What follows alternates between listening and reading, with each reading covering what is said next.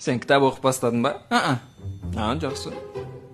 Неден бастарын білмей жүрмін просто. Шын айтып тұрсың ба? Өтірік деп тұрсың ба? Ладно, ренжіме. Айтпақшы, мынау менің оқыған кітаптарым.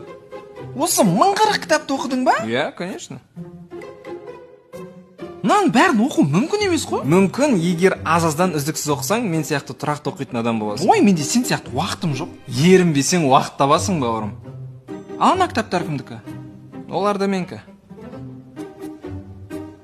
Кітап оқып не істейін деп жатсың өзі? Қалай не істейсің? Адам кітап оқымаған күні ойлауды тоқтатады, түсінің бе? Түсіндім. Мен енді неден бастауым керек? Ең бірінші, анау сылтауларыңды маған айтуды азайтуың керек. Түсінбедім? Сылтау ол. Жоқ, сылтау емес. Менің реально кітап оқығанға уақытым жоқ. Жоқ, уақытым жоқ, ау дегенің барлығы сылтау ол. Дамығың келе ма? Кітап оқудан бастау керек. Бірақ дұрыс айтасың.